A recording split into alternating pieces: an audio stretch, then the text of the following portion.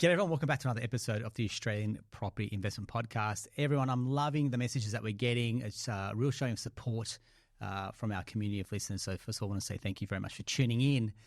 Today's episode, I'm not going to say it's tooting my own horn. In fact, it's very much championing someone that's read besides my mum, that's read my book. I'm really proud. Thank you, Tahirih, and my team. But you may know, if you've been following our journey, that I released the Happy Home Loan Handbook, which is very much how to get your loan approved, how to buy your dream home, and how to get on with life. Because we know home ownership levels are falling to over 20-year lows. We know how incredibly hard it is to get into the property market, which is what inspired me to put pen to paper and write a book about how we can help more Australians get into the market and eventually go on to buy and scale their property investment portfolio. So I was very thrilled when over one weekend I got an email saying how much the book made an impact on someone's home buying journey.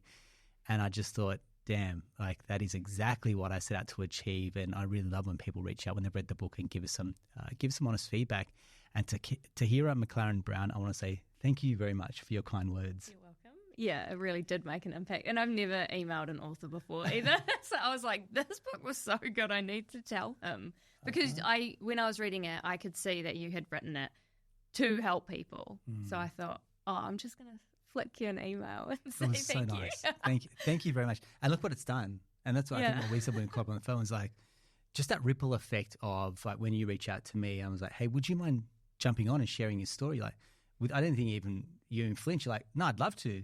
And now this story is going to champion someone else's journey as well. And it's that I talk about the ripple effect getting big, but domino effect. It's going to help the next person. You've even said within your own circle of friends, you're kind of telling people and sharing the book as well. So thank you.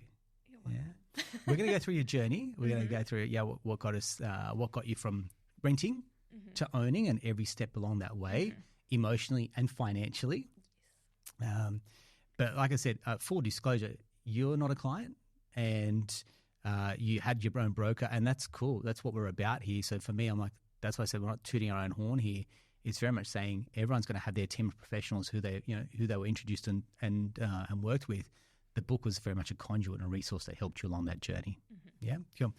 So as I understand it, your accent, I think you're sounding like an Aussie, but there's a New Zealand twang in there. So you've been in Australia for the last couple of years. Yes. This is home. Now you're definitely putting down roots because you bought home. You're home here.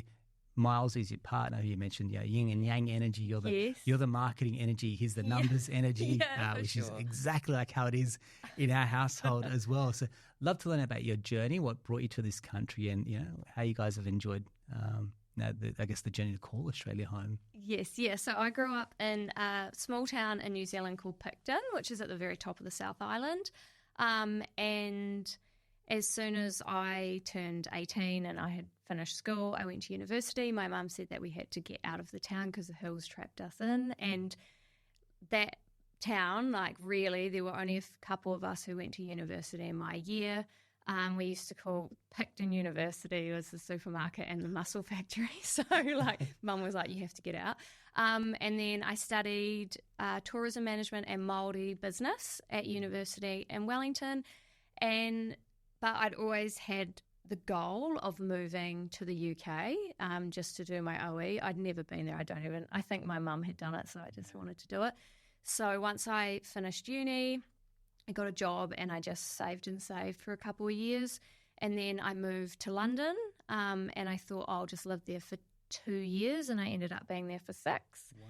Yeah, so I was lucky because my grandparents actually immigrated from the UK, so I got an ancestry visa, which was great. So, I worked there and just travelled a lot. I think this is probably an important part of my story as well, is that I haven't had lots of money behind me, and I have had times where I've been broke a lot. So obviously university. And then I saved all my money and I travelled for 5 months before I got to the UK, and I entered London with £1,000, which is not enough to survive in London, which I didn't know at the time, but anyway, I made it. Ignorance is bliss. Yeah. So then I worked in London, spent lots of money travelling, and then I kind of settled. And I ended up actually quitting my job to start a business in mindfulness coaching for anxious overthinkers. So I went through it like I worked part-time and then went full-time in my business, which failed miserably. So that's all right. You've come out mentally stronger for it. Yeah. So they actually I ended up in debt from that, which I luckily had. From then I got into freelance marketing because I didn't have a job and I didn't have a business and I had an Amex debt. So I got into freelance marketing. And I was with Miles, who's my partner at the time, and I just kind of got sick of living in London, really. Like I was over living in a big city. We'd done COVID there, which was quite lame. And then, we both just wanted to give Australia a crack, really. I've been to Sydney for a long weekend in 2014 with my sister to go to a Michael Bublé concert. Nice one. Yeah. Entertainment centre? Yeah. I think I was there. He had a cannon of love heart confetti. I remember that. Yeah. It's like, oh my God. So I thought, well, I liked Sydney when I was there for 3 days. Miles had also been before, and we just thought, well, who cares? Like, if it doesn't work out, we'll just leave. So, we moved over here 2 years ago, and we luckily stayed with family friends. Then we looked around for suburbs that we'd like to live in, and we went to Manly on a super sunny day, and the market was on, and our friend gave us the grand tour, and we were like, we have to live here. Yeah. So, and also we were moving to Australia to live an Australian lifestyle, like be by the beach. We didn't want to move from London to live in the middle of another city. And we love it here. I started surfing, which is cool. I suck, but I love going out into the water. Yeah, I know. Most people suck, I think. Enjoying, I play hockey, so I joined a hockey team, Manly hockey team. And we just settled in really well, and I did freelance marketing for a bit. And then I just decided I wanted to meet more people and go into an office. So now I work in marketing for an employment services company, and we have lots of different businesses, and we have partnerships with First Nations businesses. So we do employment, education, training, community development in regional and remote Australia. So I get to work in that First Nations space, which is really important to me because I started doing Māori business in New Zealand. So when I came to Australia, I really wanted to work in First Nations development and empowerment. So here I am.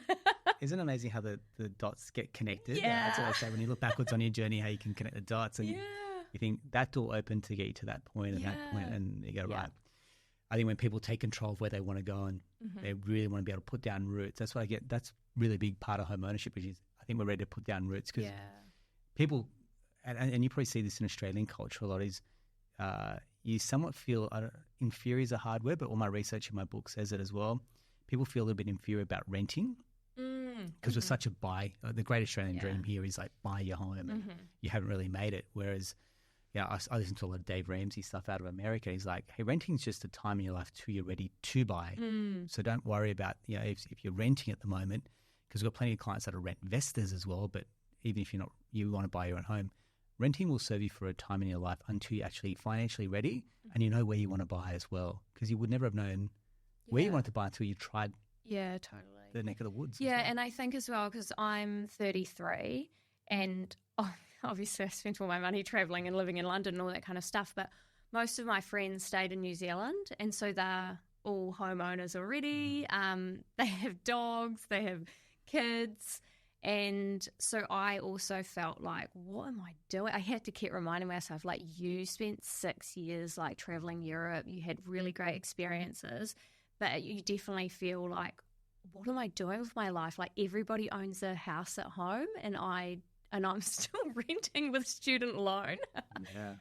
So it's quite like that. Yeah, there's nothing that we can say like, comparison's the thief of joy. You can say all that. It doesn't make some of that pain less, though. It's like, it makes sense, but still it's like you have a missing part. You go, I just want that security as well to call somewhere myself, and you see other people being able to move on with their lives because they've got their own home, isn't it? Excellent. So take me through at what point did this penny drop for you going, we could or we should be able to buy? And then everyone, if you listen to the podcast regularly, you say the market rewards action takers and decision makers. So at what point did you go, we now need to take some action? Yeah, so Miles and I decided to speak to a mortgage broker in February.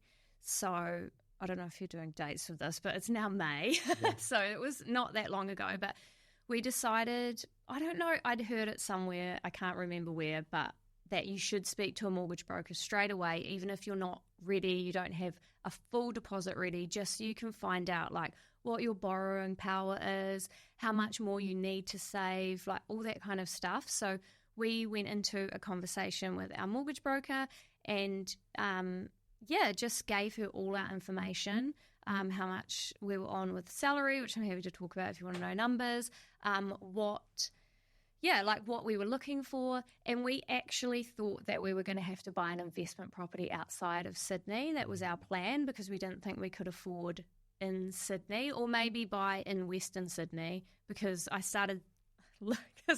really like real estate. Like I like watching real estate shows. My YouTube algorithm is just as home design, like home tours. And so I was already, once we kind of started talking about it, I was like I found this really nice place in like Orange. And I was like, oh, we could buy this house in Orange. And Miles is like, we haven't even spoken to a mortgage broker yet. So we went into that conversation just thinking like, okay, what can we do? So we chatted to her, gave her all our information, and then she came back with like a full breakdown of like, okay, this is your borrowing power. If you got a loan that was worth this much, this is how much your repayments would be. And she did that for like 5 different stages of a loan. And we looked at that and thought, oh, we can afford to buy in around our area, in the Northern Beaches somewhere. And because I already had quite a good idea about how much things were because I was living on realestate.com. And so that actually really shifted things for us quite quickly, because we thought, oh, we can afford to buy now because we've got a big enough deposit. Because Miles is an accountant, some banks, I don't know if the cut's the right word, but they get rid of the lender's mortgage insurance. Yep. So then we could have a 10% deposit without having to pay that insurance as well, which was good. And we just thought, oh, we might actually be able to do this. And what we ideally wanted to do was to buy somewhere to live in, but we thought, oh, we'll get an investment property and we'll be able to like rent that out for a few years and see what happens after that. And we had actually had it in our heads that the ideal timing for us would be to re-sign with our lease for another year, which is June to end of May. And then we would buy an investment property, we'd get rid of our lease, have no rent, buy an investment property, get renters into it, and then we were planning to go overseas for 3 months to do some travel. So we're like, perfect. Obviously that hasn't happened. That's not happening. Yeah, but after that we were like, oh, we could afford to buy now in the area that we want, maybe not close to where we are because the apartment we're in at the moment was worth way more than we could afford, but maybe just up the beaches a little bit more in DY. And then we can go and live in it, and we'll ideally move out when our lease is up. So that kind of really lit a fire under our butts a fire under my butt, because I'm really impatient as well. So I just get moving on things. So that's kind of where it all started. And I think what was also really helpful was seeing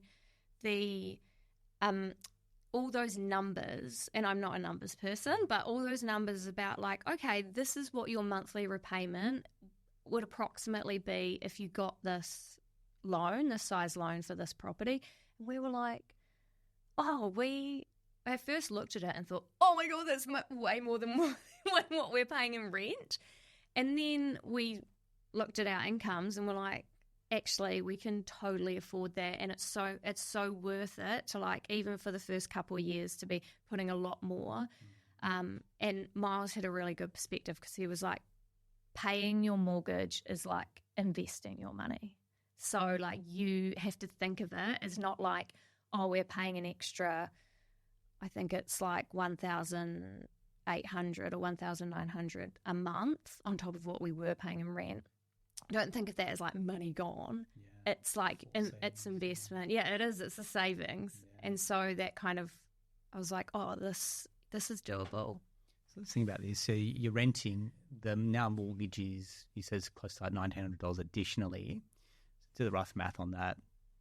It's about $500 a week on top of what you're paying. Yeah. But you've got into a habit of already paying that rent, right? Yeah. So the extra $500 you have to find, and it's like, right, you're probably saving a smidge of that perhaps as well. Yeah. Yeah. I think we were doing quite well with our savings. But so I looked at the savings that I was putting away and thought, oh, well, that's cutting my savings in half a month. Yeah. But I'm still going to have not as much money to go on holidays. Yeah. But it's going to go into repaying the mortgage. And the decision to buy now, you could have kept waiting and saving for a deposit. Yes. But you said, let's get into the market now. Yes. Why that decision as opposed to wait? So you say more for deposit, for example. Yes. So this is when your book there's a table in that book that shows somebody on an average salary in Sydney and how much they might save and the interest on their savings compared to how much the property prices increase over that time. And it was really like, you're never going to save more than what the property prices are increasing at the moment. Yeah. So I saw that because there's a plot twist to the story as Miles goes to the UK for work. And so I saw that and I was like, okay. And we also, Miles as an accountant loves spreadsheets, and he made a spreadsheet. They just make my brain like curl up. But yeah, he made a spreadsheet about like how much we'd have to save to get to like a 20% deposit. And like how much time that would take. And we kind of compared that with, and then he also had, I don't even know how it works, but anyway, with the current and predicted increases in property prices, which is what your table does without having to make a spreadsheet.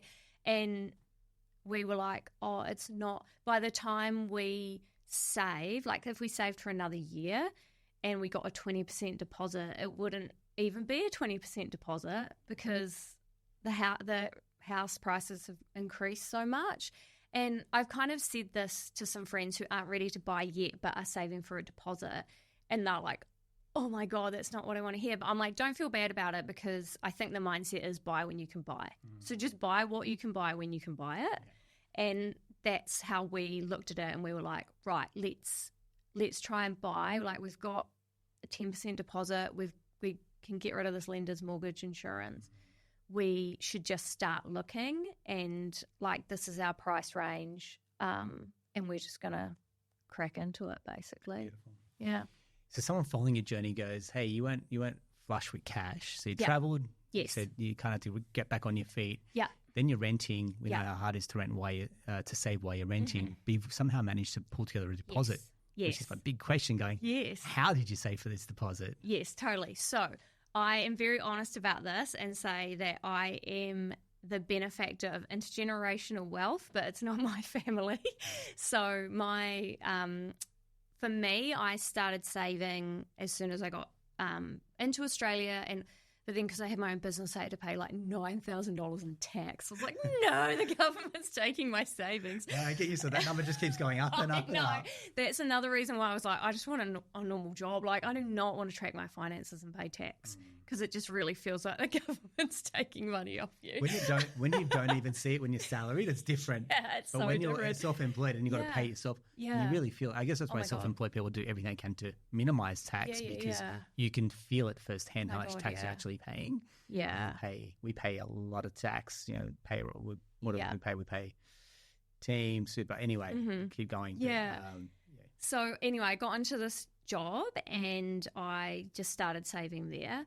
And then Miles is also very good at saving. He just doesn't buy anything, which is not something that's not me. And then So Miles's parents both worked in the finance industry, and so they were really good from when the kids, not were young, but when they could, to start putting money into investments. Awesome. And so over his, I don't know when they started, but over his probably teenage years to now, he's had money going into investment accounts and building up, and they've really taught him, like, you know, I'd sit down once a year and say, okay, what are we going to do with your money? And I'm from, like, my mum's a teacher, my dad's a builder.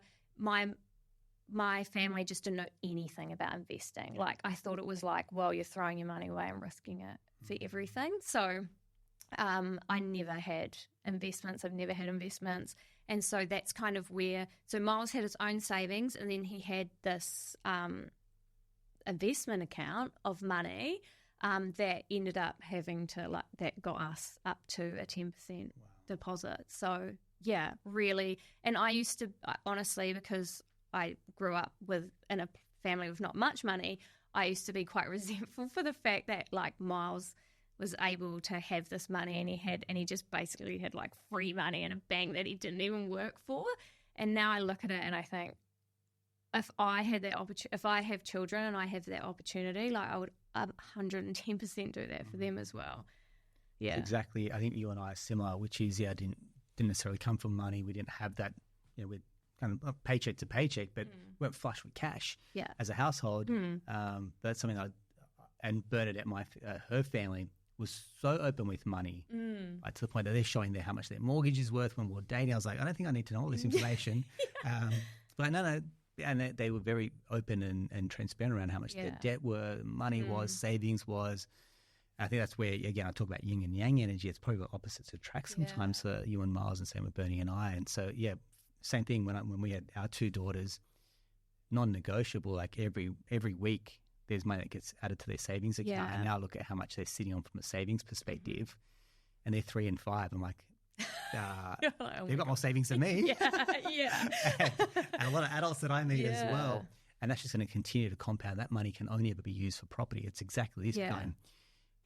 They've created an unfair advantage. So imagine you work with Miles, but you're trying to compete with Miles for that property. That would always win.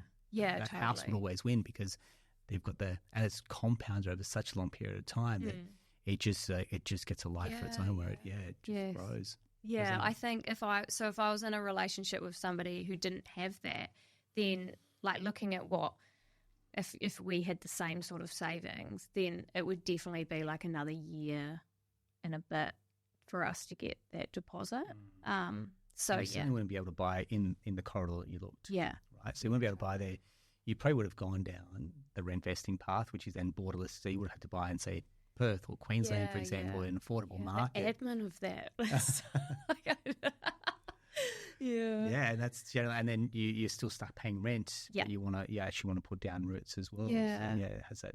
It's a real internal tussle for a lot of people going, I want to buy. The deposit becomes a hindrance as well. Yeah. Cool. So you've got to the point that you've had a chat to a broker, you've understood your numbers. Yeah. And then what happens next? So, because people can then get the numbers, and we've done plenty of scenarios for people that just kind of sell into the sunset, and that's it. You've taken that on board, and what do you do next?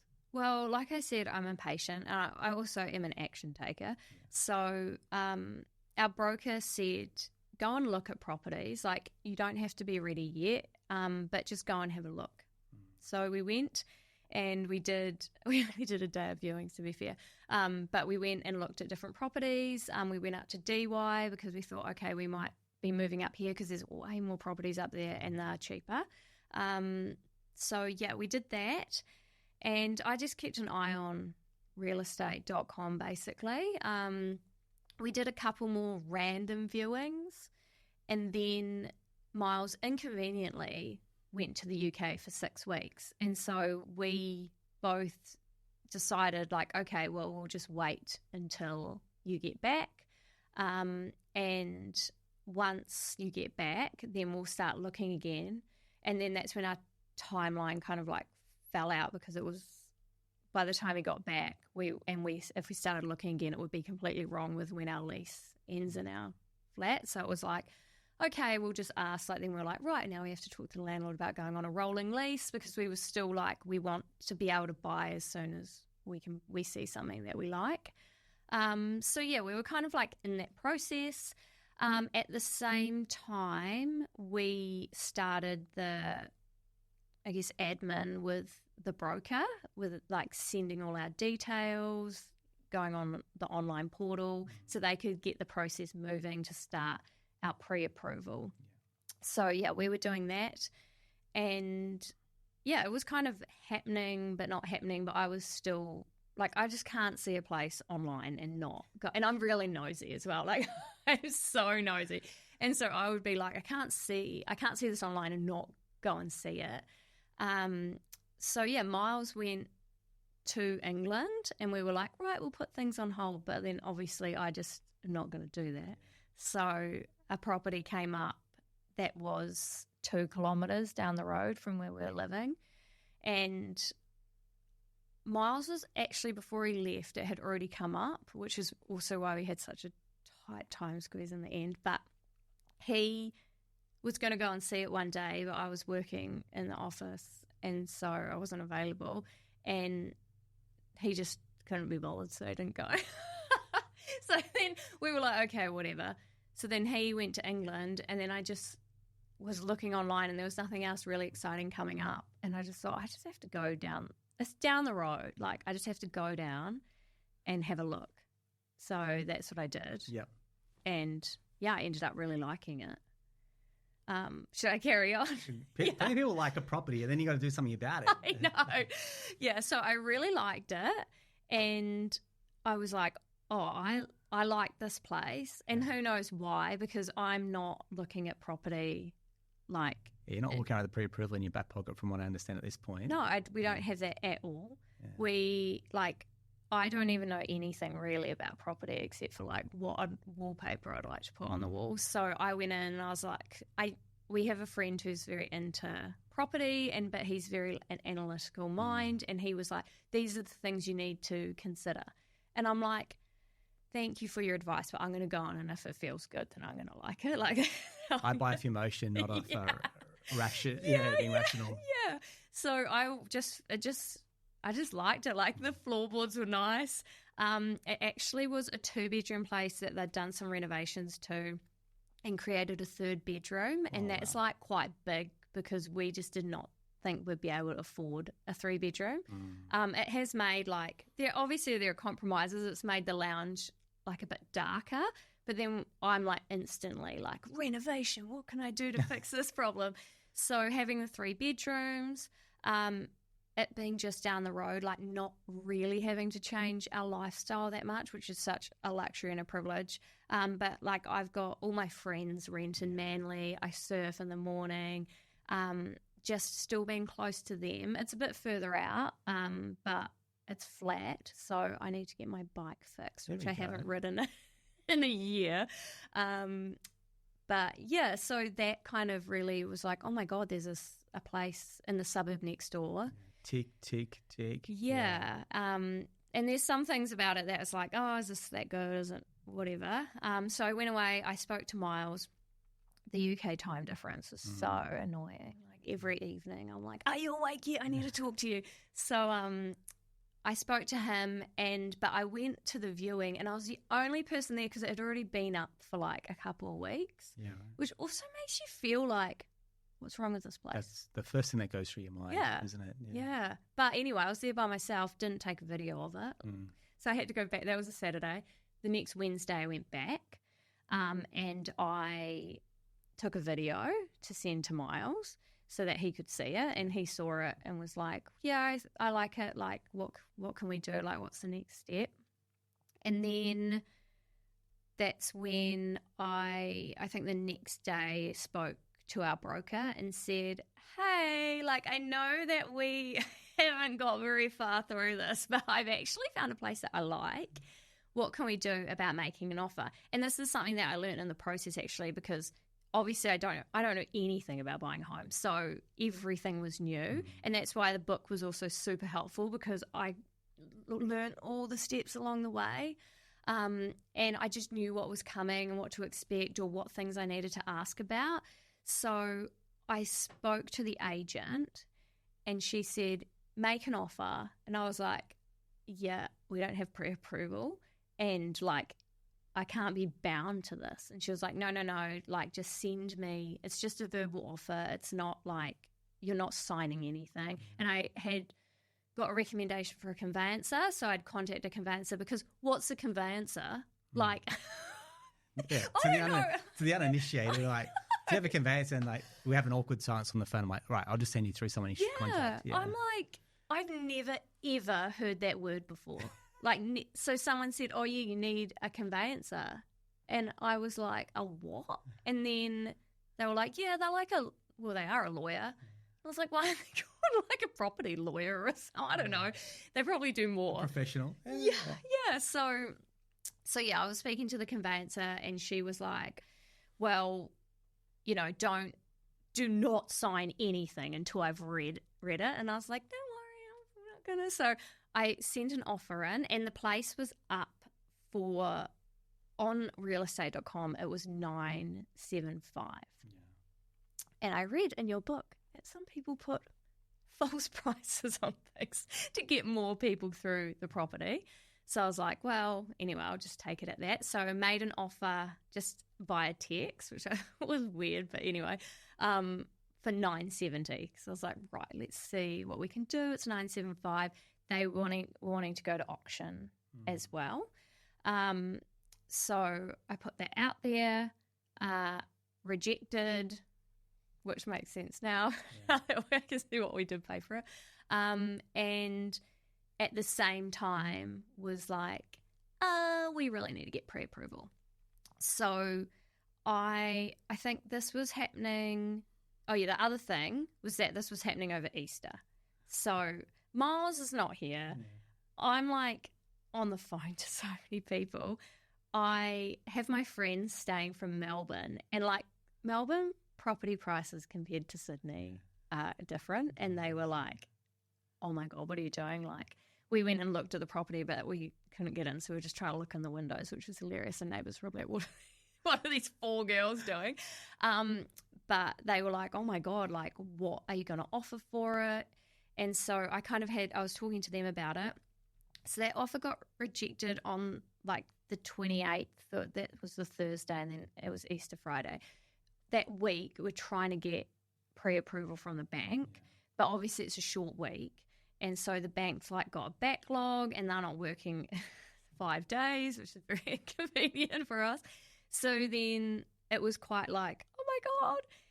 And then I had Easter, which was really nice because my friends were up. We had like I had a staycation. They had a good holiday. I kind of forgot about it. But you can't actually ever get your mind off. Well, I kind of was like, I'm one of those people that when I leave work, like it's gone. Like, I'm not letting go. I'm not taking 2 days to let go of my work when I'm on holidays. Like I'm out. So I kind of was just like, oh, well, I'm just going to have fun.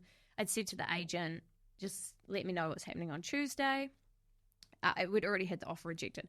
The Tuesday, I make another offer for $990, conditional on our pre-approval because we still don't have it. And that also gets rejected. So then Miles and I are like, okay, what are we going to do? Should we, like, what's our upper limit? And how much do we want to pay for this place? And a friend said to me, like, well, what are your non-negotiables? And I was like, 2 bedrooms plus? Like, I don't know. So we were kind of like, well, the area is really important to us for this place because that's where it is. And, like, it's really good size. And it's everything that we kind of need apart from it's funny what you don't see because when I was rewatching the video, I saw that there wasn't a dishwasher. I was like, oh no, I love dishwashers. Yeah. It's just so funny. I can't imagine a place without a dishwasher. I know, because the kitchen's quite small, which is something else we're going to have to do something about, but that's okay. And I said to my mum, but there's no dishwasher. And she was like, there's only 2 of you. How many dishes do you have? And like, your dad and I don't use a dishwasher. And I'm like, Mum, Dad washes all the dishes. Like, you don't wash the dishes. So I think you probably have a different opinion about this. So, but there were things in the video that I was like, oh, actually, there's hardly any kitchen cupboards. So I'm like, now I'm questioning. Something that I also did was I took a friend, shout out to Maddie Watt, and he came and viewed the property with me just because I'm like, I'm not taking my girlfriends. Like, we're all going to say, oh, the floorboards are nice, you know. So we were just going to pop around. No skin in the game. Yes. Yeah. And so he came in and said, yeah, like, I can see you guys living there. There's no massive cons to it. And so that made me feel a bit better. That whole, like, speaking of emotion, like that whole kind of 2-week period with Easter in between where I had a break, but it was like I couldn't, you know, when you are about to you have to get up early for a flight and you wake up like every hour because you think you've missed your alarm. I was doing that, but I was like dreaming about buying property. I was dreaming about admin, and then I was waking up and I was so tired, and I'm a really good sleeper. So I was like, what is going on? But I was just so unsure, and I think I would have been more sure if Miles had been in the country and had seen the place, because I thought, oh my God, this is a lot of money. Like, we are really, like, he hasn't seen this. This is me. It's a big responsibility for one person to bear on their own, isn't it? Yeah. So that was all happening, and then so that second offer got rejected, and we said, okay, what are we going to pay for this? And our borrowing capacity was, because we're both, when we went to speak to the mortgage broker, we were both on about 120K a year. And so our borrowing capacity is 1.2 million. But we looked at the numbers for if we did borrow 1.2 million and the monthly repayments, like, that was just way too much of a stretch for us. And we wouldn't have enjoyed our life. Like, we wanted to be able to pay comfortably, and then also, like, still be able to go on holiday or still be able to pay for our car, Polly, to get fixed because her brakes are squeaky, like those sorts of things. That is every home buyer's 100%. They say that. It's like, I want the house and the mortgage, but I don't want to give up my lifestyle. And there's a word for it. It's house poor, which is I've got the house, but we feel poor. Yeah. And I think it's a very, like, I mean, had no money. Like, I had no money at uni. I had no money saving to go overseas. I had no money when I had my business failed. But, like, I feel like it's kind of also maybe like a millennial and below thing is we're like, we love our luxuries, and like, we're not giving up our bloody coffee, and we're not giving up going on holiday, even if it takes like 6 months longer to save for a deposit. Like, not going to hate my life just and not have any fun just to like save and save and save. I'm not sure if that's the right way to do it, but at least we're enjoying. You make peace with your decisions. Yeah. Our parents might say otherwise. Oh my God, yeah. They're all delayed gratification. Give it up. Instant coffee at home. And we're like, I don't know. I can't give up this. And statistically, Australians are not giving up their cup of coffee, even in the cost of living crisis. Like, that is the one thing that we're not giving up. Yeah, but also when you add up like the coffee amounts compared to like other things you could, like, I'd rather buy coffee and then just not buy like a jacket or something when I've got like 5 jackets already. So what you've gone through is what I call Hell Week for a lot of people. The SEALs, I think, go through it, or Navy, and then home buyers go through it, which is found a place, trying to get my loan approved, and then trying to make the contract to sale come through, do your due diligence, and then sweating on this approval from a bank as well. So take me through the negotiations. You get into this final stage of negotiations. Yes. How do you close this out? Because again, this is the first time you've done it. Yeah. You haven't made offers on properties before. Yeah. So you're practicing in real life. Yeah. How does this go down? Yeah, hopefully I've done it right when I tell you. We're successful, so you've done something right. So we decided that we would offer $1 million, and that was it, because we'd offered $990. And the agent came back and said, oh, they're probably looking for more like $1,050,000, but previously had said that $1 million they would be in selling mode. Okay. So, and mind you, we've started with a listed price at $975. I know. So every time we take listed price, we're just going, ignore that. Yeah. Because that's your starting point. That's certainly not your end point. Yeah. It was, I was like, so I'm also can get a little bit annoyed at things, and I was starting to be like, what? What's the point of a listed price? Yeah. And so anyway, we said, right, we'll offer $1 million and that's it. Like, we're not paying anymore. And I've really got a mindset that, like, whatever will be, will be. Like, if it works out, it works out. If it doesn't, something better is going to happen. And I'll look back and think, oh, thank God that one didn't work out. Yeah. So, and by that stage, I had been so stressed about it. It wasn't like the first time I'd seen the property when I was like, this place is amazing. I was like, this place is stressful. So we offered $1 million and did that by text again because we still didn't have pre-approval. Yeah. And then that day it got rejected. And I'd said to the agent, like, we're not doing any more. Like, we're not paying any more for that. There was another guy who had actually met at a viewing and he was really nice and he was looking at an investment property. And I was like, can you just tell them that we're really nice people and we're going to live in this place and we're going to love it and we're going to decorate it and, like, yeah, all that kind of stuff. Like, please, sob story. So, yeah, they were kind of waiting to see what this other guy was going to do. And so they said no. And that was, like, at 2 weeks of, like, back and forth stress, like, obviously with Easter in between. So, and they said, well, they're really wanting that the poor agents, the vendors are now wanting $1,075,000, but they'll meet you in the middle at like $1,025,000. And I was like, I'm sorry, but that's not meeting in the middle because you started at 975 and then you've made up $1,050,000 and then you made up $1,075,000 and then you're saying you'll drop back down to over $1 million for us to meet in the middle. I was like, you just made that middle up. Like, this is not the middle.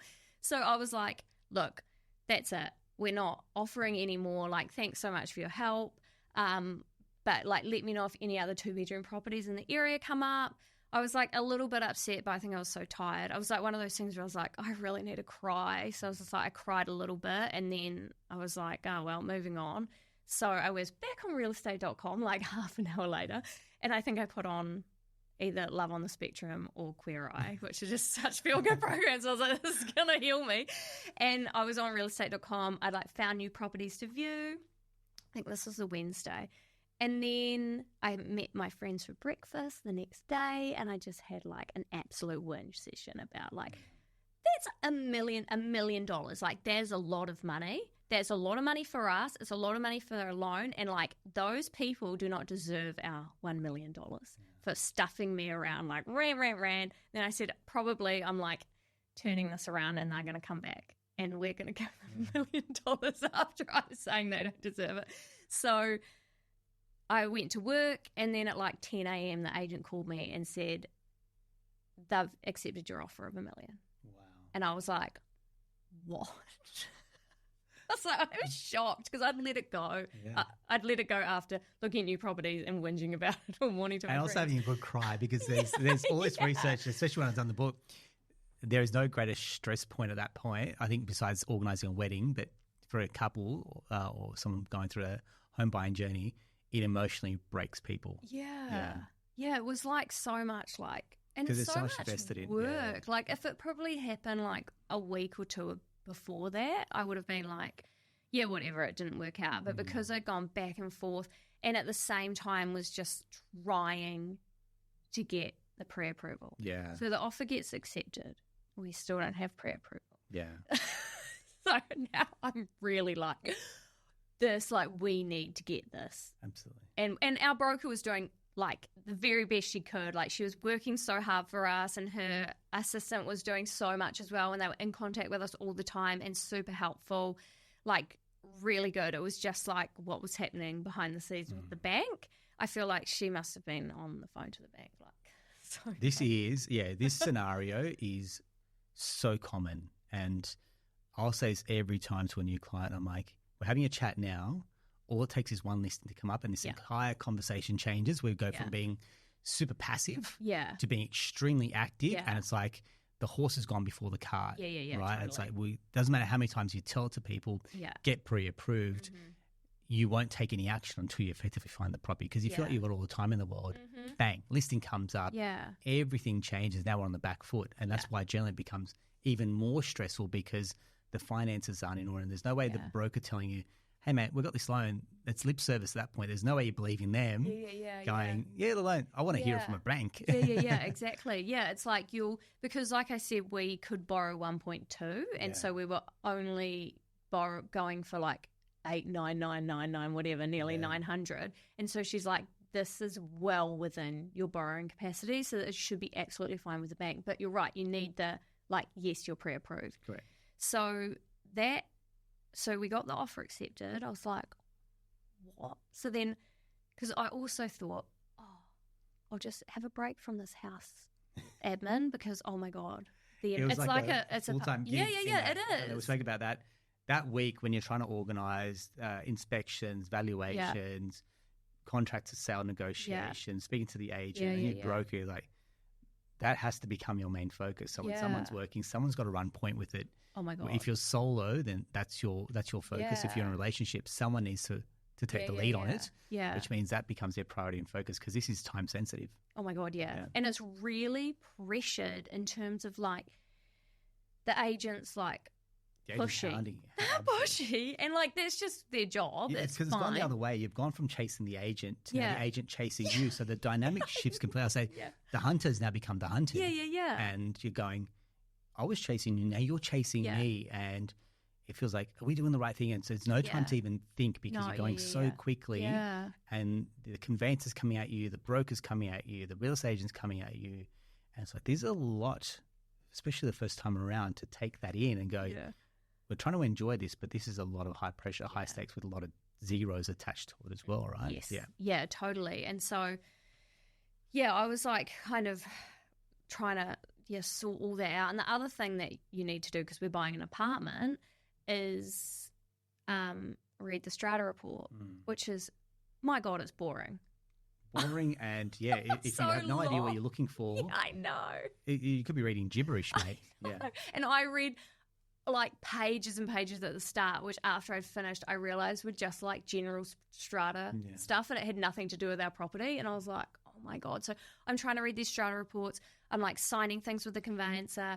I'm working out stuff with our broker. I'm talking to the agent who's like, what are we doing? And I'm like, oh my gosh. So I one day, like I track all my hours because I work across different organizations, and one day I did 2.5 hours of my actual job and the rest of it. And that was that day of like, I think it was that day or it was another day before that, of just pure admin at work.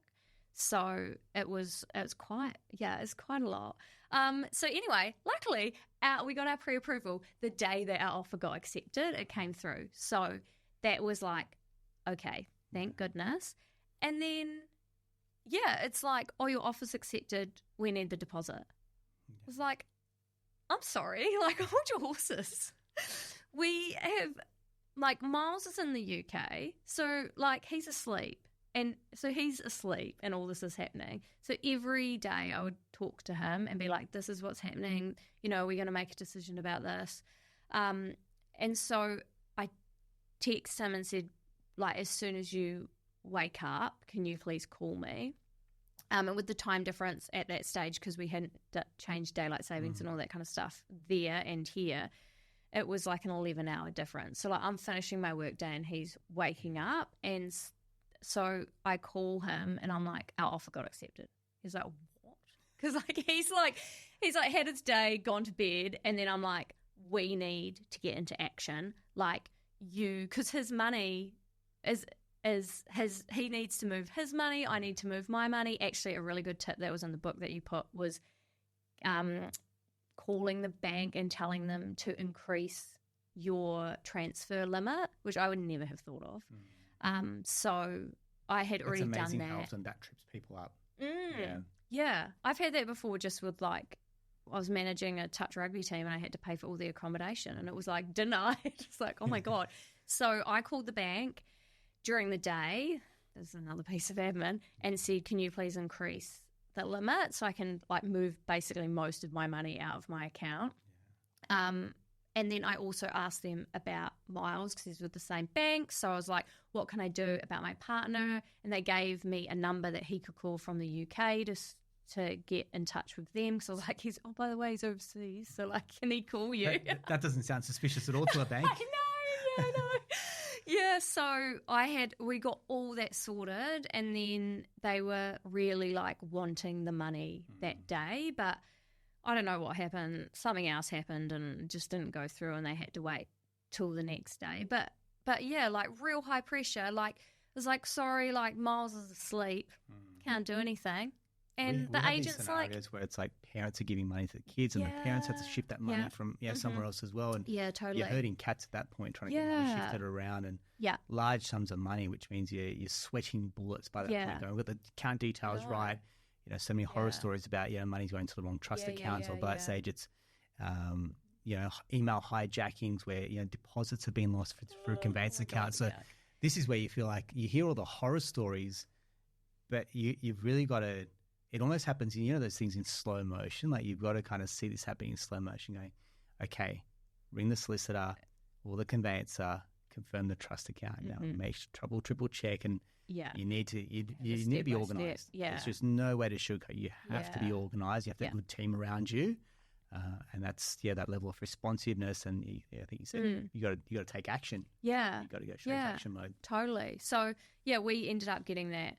Like, obviously, we got that money together and paid the deposit. But, the agent's like that day was saying, because it's all electronic now, like, you can be doing it at 11 p.m.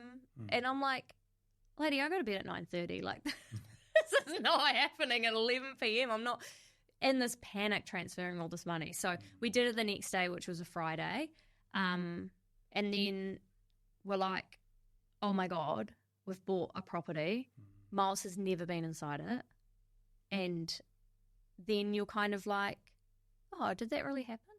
Because the next week, I got in touch with the conveyancer again and the broker. I'm like, hey, what do you need from me? And they're like, no, you can just relax for a little bit because there's stuff happening in the behind the scenes. And our conveyancer says, as it gets closer to the settlement date, I'll be back in touch with you and I'll get everything that we need to get moving so that you settle.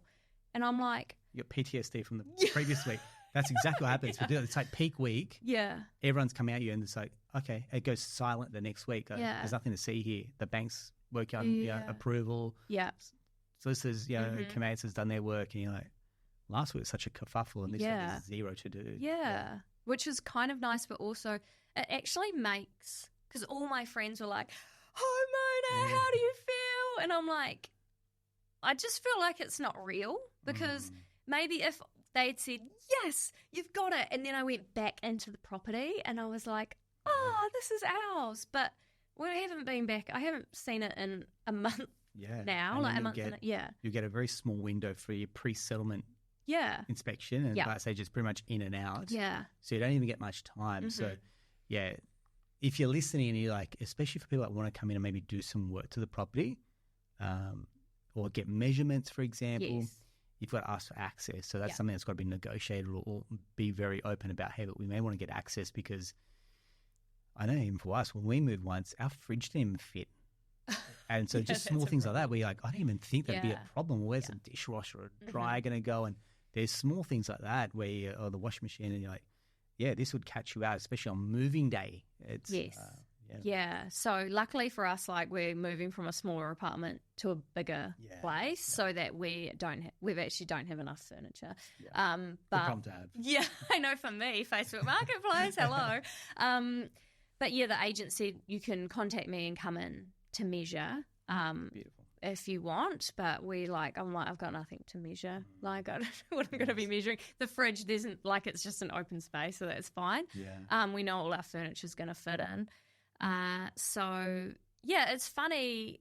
We'll do our pre-inspection next week, and we get our keys next week, and that'll be the first time Miles steps inside. And we got the bubbles sent to us from the agent, and we're going to celebrate when we're there, because what's the saying? Champagne's for the podium. So you don't pop it too early. Yeah, and it just feels like it still doesn't feel like it's ours. And actually, today we had people coming to view our current flat to take on the new lease. And just knowing that somebody else is moving in, I'm like, oh, I'm leaving. Like, oh, this is happening. Like, we've booked movers now, which is good, but it's still like, I think it's not going to feel real until we're in there. And then it's always just feels like, you know, it's a new area. You don't know what the neighbours are like. I don't know what, like, I went there so many times. So, like, I went for a run early in the morning down there so to see what it was like when it was still a bit dark, which is not a good idea because it's, like, got trees all around it. And then we had all that rain in Sydney, like, not that long ago, and I drove down because I was like, what if there's a flood risk here? Like, I was like, I need to check these things, and now I've kind of just let it go, and I've already been to the local cafe, so I know that where I'm going to get my coffee. That's the most important thing. Yeah. Get your route right. Yeah. Yeah. Have you started packing it? No. Yeah. And really need to because we get the keys. Because, like, movers are expensive. Movers are expensive. Let me just, I might have touched on this in the book. I hope I did. The amount of times that people you leave packing to the last minute, right? Because obviously you still need to live. You still need your clothes, you still need your cutlery, you need your homewares. The best thing that we ever did was for our removalists to come in and pack everything like 2 days before. Yeah. And granted, I had 2 very small babies at that time when we moved. Yeah. But let me tell you, if anyone's thinking about moving, the best money you'll spend. You spend all this money. You spend like $1 million on a house. Yeah. We can afford to spend a few extra $100 on a removalist, and people cut this corner and they like sitting there at midnight packing boxes. Yeah, I'm like, dude, what are you doing? I know. Get a removalist to come in. These guys come in with the muscles. They pack boxes. They label the boxes. They bubble wrap all our cutlery. They don't break a damn thing. Yeah. They pack it, and then when they get to the new house, they put it in the right spots. And they set up the beds even. I was like, this is worth every single dollar. Yeah. For having that ability just to kind of plug and play. So if that's I know a small thing, small thing, but it goes a long way. Yeah, we're like quite lucky because we get our keys next Wednesday, which is the 15th, and then we don't have to be out of our current apartment. Our lease, all the timing worked out. Our lease ends on the 31st of May, which was just like landed in our laps basically. So we've got all that time. So what which we're going to so important. Again, people like my lease ends on this day, then my settlement ends on the same day. So oh my God, we're talking about trying to reduce stress, and you're just adding to it. Again, things and the other part is you're settling on a Wednesday. Can I just say, like, credit to you, because everyone settles on a Friday. We're like, why would you want to settle on a Friday afternoon? If anything goes wrong, that you're buggered for the whole week, and you got removalists booked on the Friday afternoon that you can't shift and move. Whereas Wednesday is so much easier because it's generally everyone's at work or whatever. So getting in and out of the access like lift or whatever you've got becomes easy because it's midweek. And getting a removalist is even easier because everyone books settles on Friday. So if you're listening, negotiate and kind of settle midweek. You'll thank yourself later for it. Yeah, I cannot take any of the credit for that because our vendors, the people we're buying off, also it's funny calling them vendors. It's like anyway, they're buying another property at the same time, so they asked us to move the settlement day forward by 2 days, which has worked out quite well. And we were like, yeah, whatever, we don't care. So we're gonna like do a bit of moving ourselves, and then we've got movers coming in to do the big things. But when we move to Australia, in the UK, everything's furnished. So when we moved to Australia, we were like, oh, this whole apartment's empty, and so we had to buy all our furniture, which we did slowly. And honestly, like moving the one couch up, we're on the 3rd floor and there's no lift, moving one couch up, which I didn't even do that much for because our neighbour helped us. And after doing that kind of slow moving, I was like, there's absolutely no way we are ever moving this furniture out of this house. Like, we will pay. We'll be able to do like a bit ourselves. And then, so we've got that weekend of the 18th, 19th, and then I go to Canberra for work for a week, which is very inconvenient. But this whole thing's been terribly timed anyway. It'll never be a perfect time, right? Because here's the thing, Miles comes back in 6 weeks' time. Properties have gone up in the meantime. Well, there's less on the market. There's way less on the market now than there was. Yeah. I'm still looking. But also my neighbour, who he's great, lovely. They're like selling their place underneath us, and he was like, lots of people feel buyer's remorse. And I'm like getting the opposite because I'm going on realestate.com just for like a nosy once a week. And I'm like, nah, our place is better than that. Yeah, like, you still do it. I still do it with ours. I'm like, would I have bought anything else? Buyer's remorse, but then there's also whatever the opposite of that is going, you're so grateful because I'm like, I'm glad I bought that one because if I kept waiting, nothing would have come out and ticked my boxes. Yeah, totally. I think maybe buyer's smugness, which is not very nice. But and I thought, well, those are in DY and we don't want to have to go up there a bit further and have a longer commute. And also now that what happened with our property going from 975 to 1,075 for $1 million, I'm looking at those property prices and I'm thinking, well, I could look at that and think, oh, we could have saved $150K if we get that apartment. But then I'm like, would we have? Because who knows what it would have actually sold never have for. sold, Yeah. And also we avoided going to auction, which you've got a really good chapter about auctions. And I was reading it like, okay, like psych yourself up for this. And in the end, it actually was quite a good, like, card to play when they rejected our $1 million offer because I was like, because the auction was 2 days from then. So I was like, sweet as, see you on Friday, I'll be at the auction and we'll see how much you get for it. We'll see what your reserve is. And if it's more than $1 million, then I'm not going to bid on it. But if it's less and you don't get anything, well, guess who you're dealing with again? It's me. This is it, yeah. And we're always trying to say, stack the odds in your favor a little bit. And that's exactly what happens where you go, if you don't have that desperate energy, you kind of say, look, this is our offer and you got to be willing to walk away. You still got to be willing to lose it at that point. And you kind of made peace with that versus people that have that desperate energy. And that's what generally happens. Imagine this search had gone for 6-9 months. Yeah. By that stage, it's generally where you see people just go, I just need this pain to be over and I'll just pay that silly number. And you're like, how come that property sold for that much? Yeah. That doesn't make any sense. I usually say it's a frustrated buyer that's just paid well and truly over to make the pain go away. And it's credit to you. Yeah, thanks. If you were to give advice to anyone that was in your shoes, I'd say you're renting, saving, and you're trying to get into the market, what would be your little bit of advice to someone that's in that predicament that you were in? So my advice is definitely talk to a broker straight away.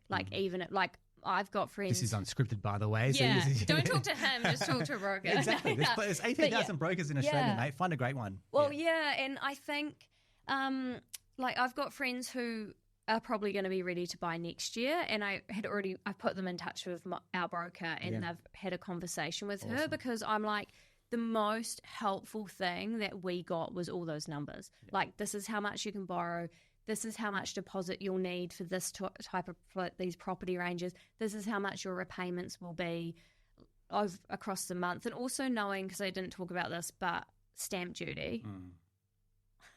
That's the killer. You got to give the cash. Luckily, thank you for being generous, Australia, but New Zealanders can access the first home buyer's assistance, but at a property of $1 million, there's no chance we're getting any of that. But we also could see, if we aimed to buy a property under this amount, we'd get, a massive reduction in the stamp duty, which is so important because you need your deposit, but then, we are paying at that property price $40K of stamp duty, which is extra on your deposit because you need to pay it. You just need to pay it. It's not going on your loan or anything. So for other people to see with the broker to say okay, well, if you bought under 800K, this is how much you'd get off with this assistance if you're a first home buyer, of course. And you can really look at okay, so we actually need the cash that we need in our bank is the deposit plus this, plus whatever, how many thousand for a conveyancer, plus, it's those kind of amounts that you get to see. So that is super helpful. And I think it's also helpful as a saver to have, because you can think, because I used to think I can never save enough for a deposit, or we're never going to be able to afford a house, or not a house. I always say we bought a house, but we bought an apartment. But we bought a home. And we bought a home. Right, So and that actually being this is the amount we need. It gives you a goal, and having like sometimes that can be a bit like overwhelming if you're quite far away from it, but at least you know, like, this is how much I really need to save each month or with each paycheck, and just start working towards that instead of it just being, because for me it was just this big, like, a gazillion dollars, like no concept of the amount of money and all that kind of stuff. So speak to a broker like as soon as you're just even thinking about it, so that you can get a really good idea about how much you can borrow and how much you're going to need and what that looks like. And then you've got way more guidance about where you can look. Like I said, I was looking in bloody Orange, and I could have just been looking down the road because I just thought we couldn't afford in the area we were in. Definitely, start saving, obviously. Read your book. That was so helpful. Thank you. It was so helpful. And, actually, it was the universe that just gave it to me, because I was working at the library one day and I just walked past their display and they had it on display. And I thought, I feel like I've made it when I've gone into a library. Yeah, I know, Manly Library, thank you. And I thought, I need a home loan, and that's got a nice cover. So I looked at it and I sent a picture to Miles and I said, I've got this book. I'll let you know what I learn. Yeah. And then all I was doing was just like spouting stuff out from the book, because it was. And also, I think what's really good about it is that you're super encouraging, super honest, but kind of honest in like don't be down on yourself. Like, you can do this. Get up, get yourself sorted. And then also just explaining, like, it's all of the stuff in little pieces isn't that hard to understand, but all together with everything you need to know is like totally swamping. Oh, mate. People go, tell me what needs to happen next. I'm like, if I told you, there's like probably 66 steps in our process from when someone comes in at the start. It's like, if I told this all to you, there's no way you'd remember all of it. Yeah. You'd feel overwhelmed. And it's going to set you far backwards. I'm like, all you need to know is the next step, the next step, the next step, and one step will lead to the next. And you put one foot in front of the other, and that's exactly it. So knowing all the steps isn't going to solve the home ownership journey. It's going, you just need to know the next one, be prepared. Yeah. Otherwise, it's going to feel like a juggernaut. And that's what I thought because I read the whole book, because it's actually also quite easy to read, like it's not too big. And so then I read the whole book, but then I was like, I'm going to come back to this when I get to that stage. Yeah. But also, obviously, we were going through like pre-approval panic. And so I was like, okay, well, I know what I need to prepare for once we get pre-approval. Like, for me, just knowing that next, because I like to plan things, I was like, I know that next step. That was super helpful. What else would I say? Just go and look. Just go and look at places in the area that you want. Like my friends who I mentioned who want to buy next year, they might be moving to the inner west, and they went and looked at suburbs like a couple of weekends ago just to see, is this place where we'd like to live? Should we actually start seriously looking at prices around here? So I would say just go and look at properties. And I know people are like, look at heaps, and we obviously didn't look at heaps, and then we got the first place we offered, which isn't that common. Yeah. But it was helpful just going into lots of, we saw 5 apartments in one day. We're like, okay, now we're really getting a good idea about what's important, what's too small, what's too old, all that kind of stuff. That was really helpful for us. And once you feel like, okay, I've got the deposit, and like I said, just buy what you can buy when you can buy it. Once you've got your deposit, get started on the pre-approval and don't make the same mistake. That's the part where I owe you a small paycheck to, because now you're speaking our language. Going, get pre-approved. It will save you energy and stress. But I think it's important to do it. But when you find it probably becomes urgent, and that's where that stress just goes up again. And you're like, if we just did it when it was important rather than urgent, you could avoid a few grey hairs. And I think something that our broker also said to us was there are different ways you can get pre-approval, and some of it is just online submission, and it's AI, and they'll tick you off. But she's like, that's not that safe if you're actually serious about buying, because they might say, you've got pre-approval for this, but then when you go to make an offer on a property, they're going to look in more detail and not actually give you pre-approval. So it's better to get the solid pre-approval from a good lender, and then this is definitely what we can offer, and we're not going above that, and we're just like sticking to that. So that, I think that was also really helpful. It took longer. Obviously, we could have like within a day got our pre-approval if it was through like the AI, whatever, like online submission. But she's like, can't trust it. It's not. Yeah. So it took longer, but it was worth it. So start before, and also maybe just don't be impatient. Well, it worked out for me, didn't it? Like, but like you're like a cat, mate. You land on your feet. So exactly. Yeah. So here I want to say thank you so much. Like I said, unscripted. You reached out and said this is a story that needs to be told. So I want to say thank you very much for showing up and sharing your tale. Obviously, you bare your soul about what you went through, but you're an open book, and that's what I loved about you and your journey. So thank you so much. I appreciate it.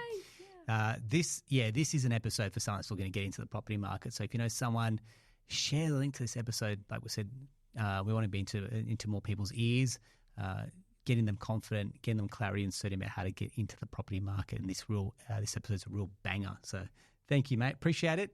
If you've loved it, reach out. And if you want a copy of the book, so if you've listened to it and you want a copy of the book, just drop us a message and we'll tell you how to get a copy of the book into your hands as well. That's a wrap for another episode of the Australian Property Investment Podcast. Thanks very much. Beautiful.